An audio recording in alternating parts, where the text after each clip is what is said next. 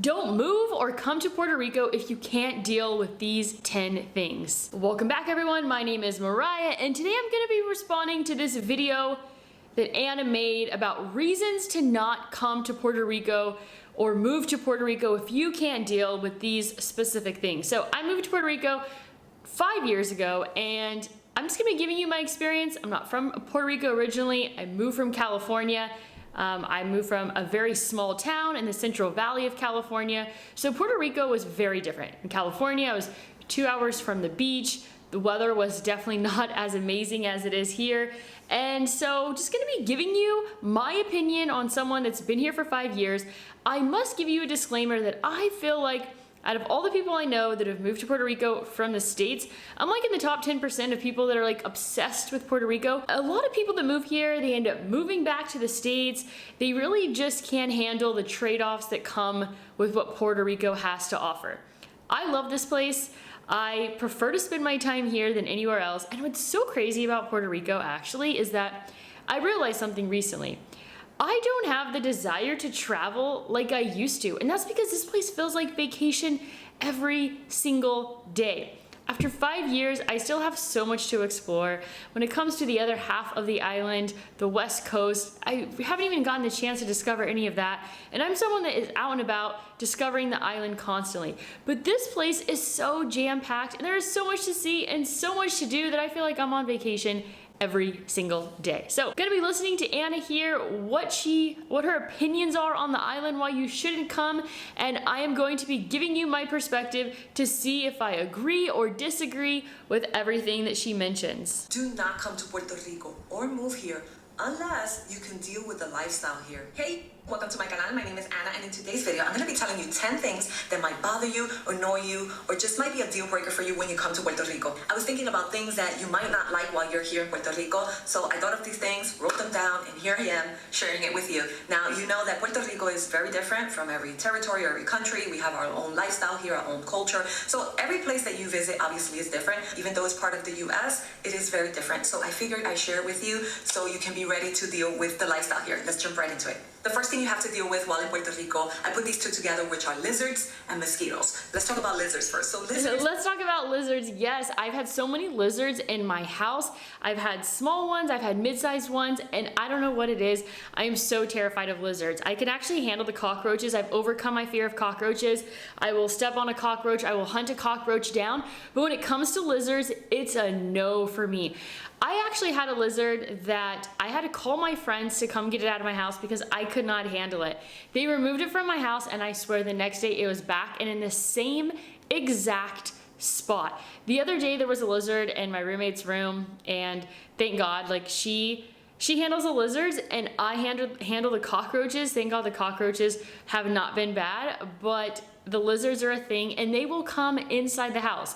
They will run right in front of you when you're like on a walk. They startle me all the time, that is for sure. There are the, like the brown ones or the green ones, and then there's the like the pink ones, and they're on your wall. Never seen everywhere, a pink one. Usually outside of your house or apartment, whatever. They're out there and just lurking in. See, I'm filming right now and I saw this. You see? They are everywhere. They jump, yes. And the more greenery there is, the more there are. And sometimes they could get into your house, which I really, really hate them. I really do. And then there are iguanas, where there are iguanas everywhere. I've seen them in parking lots, at the park, at the beach, just everywhere. And you're gonna see them as roadkill as well. I've seen tons of them squished on the road, just huge ones. So be prepared to see iguanas of all sizes everywhere. And mosquitoes, I'm sure you have dealt with them. Yes, iguanas are absolutely everywhere. They're all over the golf courses. I don't really see them on the beaches too often. Sometimes they're brown and they blend. Sometimes they're bright green and they're like actually really cool. I feel like during certain seasons, they're really bad when it comes to roadkill. People actually hunt them and eat them, which is insane. Never tried that. Probably will never try that. Or they bite you, it itches really bad, it leaves you these bumps and markings if you scratch, and it's just so bad. I feel like there's less. When it comes to mosquitoes, when I first got to Puerto Rico, I had the most intense mosquitoes. From my knees down, I probably had anywhere between 40, 50, even 60 mosquito bites that I got on this specific trail. It was right after Hurricane Maria, and there was like a pool of water, and anytime you're by water, I feel like they get you bad, especially like by pools. Anytime I'm hanging out by a pool, and as soon as the sun starts setting, I definitely start feeling them. It's really not that bad. It's like a very rare occasion, and for some reason, if I get bit one day, I don't start feeling the mosquitoes itch until 2 days later, of course at 3 o'clock in the morning when I am trying to sleep. I feel like when I first moved here, I had that super serious like initiation, but after that, it hasn't been that bad. And honestly, like bug spray, it's so toxic. I just need to find a natural one that I like rarely spray myself with bug spray. So I barely get bit by mosquitoes, but I also don't really use bug spray, so something to consider there. Mosquitoes in the metro area, but in the country there's tons, just like more. So yeah, lizards and mosquitoes, which I really don't like. The second thing you have to deal with while in Puerto Rico is island time. Yes, that is a thing. I didn't even know that was a thing. Living here as a child, I didn't know what island time was. But then I lived in New York, where everything is fast, fast, fast, and then now living here again in Puerto Rico, now I truly know what island time means. So I can't imagine like being from Puerto Rico and moving to New York. Like that actually sounds scary, because I know that when I'm in Puerto Rico and I go back to California, the pace that I move in the grocery store is so slow. I have an anxiety attack. I'm like, everyone must be getting so annoyed with me. I'm on island time still. I'm still trying to adjust like back to California time. So I can't imagine living here your whole life and going to New York, which a lot of Puerto Ricans live in New York, and I don't know how they do it, because I would just be so overwhelmed. It would feel so foreign, like the pace. I would absolutely hate it. Like I love the pace actually. In most cases, unless you're really hungry and it's been an hour and you've been waiting for your food, obviously, or when it comes to, it feels like the grocery stores, that's why I go first thing when they open at 7 a.m. or 20 minutes before they're gonna close. So there are tricks to avoid. Like for me, island time definitely drives me nuts in certain scenarios, but I have learned how to deal with it and to do things like going really early or really late to the grocery store. Island time is a slower pace, slower everything, and mainly services here are slower. So for example, if you're gonna hire a contractor, expect it to be slower. Their job is gonna be slower, their pace, their progress, all of that is gonna be slower. And government agencies, doctors' offices, just everything in general is gonna be slower. Obviously not every single thing is slower. There are fast workers, there are fast things here, but in general, everything is slower. For example, It is so rare to find someone who moves quickly, works quickly when it comes to comparing it to time in the States. For example, I went to a furniture store and I was purchasing a TV stand, and the guy was moving so fast. Like we got in and out of there so quickly, and I was like shocked, but then I realized that he spent 15 years in the States, and then it instantly made sense. So typically, if you want to find someone that you want to work for you or looking to complete a job, if there is someone that has spent some time in the States, they're probably gonna have a little bit of a different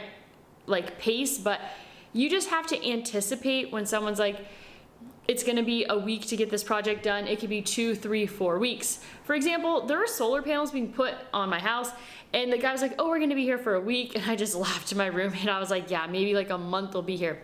They actually were here for just a week. And then I was like, what happened to the solar guys? Like they haven't been here in a few days. And I'm like, oh, I eventually realized they actually finished their job in a week. So it is possible to find people that do things in a period of time that they say they will get the job complete. The water company here the other day, and I got out pretty quick. They helped me right away. So I have had experience with fast things, but mainly it's slower. So island time is a thing. The next one is an interesting one. I call it impatient drivers. And I know there's a reputation that Puerto Ricans are bad drivers, that is crazy over here, but I really think it's a combination of the bad attitude, impatient, like spoiled brats on the road with the road rage. And the other thing is that they just don't respect the law too much here. So that is true. There is no law to be respected. I mean, people run red lights all the time. I mean, they do look both ways, but it's kind of weird because everyone's moving so slowly, but then on the road, they're like wanting to cut you off. They're honking at you constantly. I have turned into a bad driver by all the time that I've spent here. And I remember going back to California, I drove my cousins and they started calling me Mariah Rico every time I would drive because my driving was just, I guess, pretty bad. But it's really funny because I have actually, I have close to like 0 road rage. Like someone could cut me off so bad and it just like doesn't even faze me because I'm so used to it. Between bad attitude and not respecting the law is where that chaos comes when you're driving. Let me give you some examples. So I could be sitting, waiting for the light to turn green, and the half a second that it turns green, like honking. not even a second, it doesn't even give you time to react. It's like instant, right? Like they see green, it's just like, that's the way it is. And another example, like I could be like slowly stopping on a stop sign. I stop and they're honking at me. It's a stop sign. All the time I see myself like defending the law because I'm doing what I'm supposed to do and they're honking at me for it. So it's just like, there's no winning. The next one. You cannot take the honking personally. For me, it's more frustrating because it's so startling. I get startled every time I hear a car horn, but you can't take the horns personally or else you're gonna have a lot of bad mental health days. I think you expected, which is hot and humid. Yes, I know we're on the island in the Caribbean, but darn is hot. As they say here, there's only one temperature, hot. So just be ready, frizzy hair because of the humidity, a lot of heat because the sun is very powerful here. And if you are a person that sweats a lot, you're gonna be dripping. I'm not a person that sweats, and I've been sweating. The next one, to be honest. Yes, absolutely. When I first moved here, I sweat so much. I do not sweat now like I used to.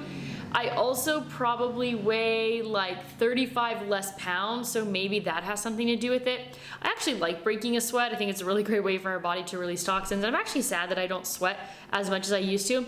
This time of year, we are in March now, is a great time of year. January, February, March, April, even into May, it feels a lot more tolerable. There are some times of the year where it just feels like the sun is like touching your face a little bit. But I mean, it's really not that bad. I mean, it's a trade-off. It's hot outside, but yeah, it's hot outside. You get to be outside. It's not freezing cold. Rather deal with the heat than the snow. I have complained before in other videos, which is not having certain stores here, because once you are used to having certain stores, it's kind of hard when they take it away from you, right? So I have complained before about not having Amazon Prime because the Prime part doesn't really exist here. You're not going to get the products fast. They take long. You know what? Okay. The Prime has actually started working significantly better than what it used to. There was a period of time, it was like a week minimum before you would get anything. I ordered something like 2-3 days ago. It just got here, a charger here for a Theragun. So there are products that will ship faster. Some things do take longer, but actually Prime has improved over time, I must say. And so I even had to cancel my membership. There's no Trader Joe's, which I used to go on a weekly basis. Trader Joe's. I used to go to Target on a weekly basis. Other stores I have thought of is Chipotle. I used to eat Chipotle all the time. Chick-fil-A, which a lot of people are obsessed with that. Chick-fil-A is here, and I was the 5th customer in line at the first ever Chick-fil-A in Puerto Rico. And if you want to watch that video, I have a link down below. We have Chick-fil-A now, and it's solid, it's good, it's delicious. I'm actually craving it now. I might go get some. Really into that one, but there's no Chick-fil-A here. And one I have been suffering is Apple Store. The Apple Store doesn't exist here, so I have been ordering my Apple products via apple.com. Yeah, you just got to deal with not having certain stores anymore. That is definitely true. I mean, you can't get Apple products at Costco. Thank God for Costco. Costco is here, which it makes life a lot easier. But I remember, for example, in the middle of the pandemic, my laptop just broke and I don't have a backup and there's no Apple store here. So it was definitely like not a good time dealing with a broken computer and there being no Apple store here. You can find small Apple products at like Best Buy and stuff. But the good news is that things ship here rather quickly. It's not like it takes like a month or anything like that. To deal with if you're moving here, which are hurricanes. Hurricanes in the Caribbean are awful. Obviously, hurricanes have hit Puerto Rico very badly. I was here in 1998 when George hit, which was a Category 4. I remember it clearly. It was horrible living without electricity, without water, having, just chaos around you. And then the latest one, which was really bad, Category 5, was Maria in 2017, which was not too long ago. That one I wasn't here yet. I wasn't living here, but it was terrible. And just be aware that you will eventually go through a hurricane if you live here. So I have been fortunate when it comes to hurricanes. I would say the most severe thing that I've experienced was September of this last year. And I mean, I live in an area that floods a lot. There was no flooding. This is the things that the news makes people think and believe that the entire island all the time is drowning, that there's no electricity, there's no running water. That was true for Maria. But now anytime there's a hurricane, they make it sound more severe than it is in terms of it is severe in certain areas of the island. but it's just specific areas. So San Juan was essentially untouched during the hurricane that happened in September. But people still thought that there was a lot of issues on the island. People canceled their trips here, and it actually really hurts tourism. I mean, I'm in the rental car business, and we saw a huge drop off for 2 months after that hurricane happened. So it's always nice to have a generator. I mean, you can even get by, for example, like I have a small 2,000 watt generator to at least like keep the refrigerator going. Having a gas stove is nice so you're not dependent on electricity. During this last hurricane, we had on and off water for probably 6 days or so. It is a little bit interruptive, but it's all about trade-offs. And like, I love this place so much that even when we have to go through those certain things, I still want to be here. I understand that I didn't experience something as bad as Maria, but with the experiences that I have had, I feel like it is like a worthy trade-off. Have to deal with is not having reliable and fast internet. Keyword here, reliable, because sometimes it works, sometimes it goes away. It's just like on and off all the. This must depend on where you live. This has not been my experience at all. I have the best internet. My upload and download speed is like over 500. I only pay $70 a month for fiber optic internet. In the States, it's a nightmare. Like in California where my parents live, it's like 10 upload download speed. And all I could think about, like I can't even be productive when I'm visiting my family in California because of how slow the internet is. For someone like me that needs to be uploading big files on YouTube all the time, the internet here is flawless, amazing. The internet even worked during all of the outages after the hurricane. So although the electricity wasn't working, we would just plug in our router into the generator and we had normal internet. It was amazing. So the internet here is actually solid. It just probably, I'm guessing, depends on where you live. Time, and so it's not so reliable, it's not super fast. For me to even upload these videos onto YouTube, it takes forever, so it's not a good experience. Now, the best company or the best type of internet here is fiber optics. And the bad part is they don't have it everywhere. Some streets have it and some neighborhoods have it. Hopefully, eventually, everyone will be able to have it. But right now, it's like only some people can have it. At the Airbnb here, we do have fiber optics, which works pretty well. I have uploaded videos from here, and it's so much faster than at home, which I have Liberty, I believe, at home. So yeah, fiber optics is the way to go here if you are able to get it. The next one, if you hate rain or random rain showers or floods, anything that has to do with rain, you're in big trouble because there's unpredictable weather here all the time. You can ask Siri, how's the weather today? She'll be like, it's sunny, and then all of a sudden it's raining. You can't trust the weather reports, and yes, we're in an island, so you are to expect that. You know, it rains almost every day. So sometimes it's sunny, and then clouds pass by, it rains for a little bit, and then they go away, and then it's sunny again. So that happens here a lot, obviously. But sometimes it rains for 3 days in a row, or a week, you know, on and off, or 2 weeks on and off. So this. I have seen like a full week strung together of rain every single day. It doesn't really happen that often. I can only remember that happening once while I have been here. And it is true that it definitely rains frequently, but that's a trade-off because everything is so green and beautiful. It's like, thank you, rain, because everything is so green and vibrant. Like, I rather deal with the rain and have all the greenery than live in a dry brown place and not experience any rain at all. So I'm totally cool with the rain. It doesn't really bother me. It could be interruptive sometimes, but it's never that bad. I mean, I've been golfing in the rain. You just make the best out of every single situation that you got. A lot of rain here. The problem is that it's unpredictable, right? So I can go to the post office, it's sunny, and then all of a sudden when I'm coming out, it's pouring. So you don't have an umbrella because you're not prepared for that. Just be ready for lots of rain and floods. The next one is not for everyone, but it's for those that love fashion. You have to deal with not being able to use fall and winter outfits anymore, like certain things that you love, like chunky sweaters or nice hats, and like scarves and jackets and coats and knee-high boots that I love. I have some of those things that I brought here, and I don't use them. They are stored, so I can't use them here because it's too hot. I gotta be okay with not wearing certain clothes anymore. The last thing you gotta deal with are not. I'm totally cool with that. I don't really like wearing clothes that much, so it's kind of nice to just be like, all I need is summer clothes. That's it. It's 80 degrees every single day. Every single day. People ask me, what's the weather? 80 every day. Every day it's 80. It's 80 every day. Noises, so if you're a light sleeper, I would recommend you turn on the fan, like a loud fan or loud air conditioning, because you're gonna hear some noises at night with crickets and coquis. A lot of noise coming from insects and animals. Do you hear all the noises? This is true. I hear this a lot, but thankfully, I don't know where I live, I don't really hear the creatures that often. You know what I hear more? I hear more of the reggaeton driving by, actually really loud. And I actually live next to a daycare, so I hear the kids screaming. So that is mostly where the loud noises come from for me, because I kind of sort of live on a busy road. But I don't experience like the cookie frogs or anything like that. Especially when it rains, and especially if you're on the countryside, but you could also hear in the metro area, so don't think that if you're in the metro area you're fine.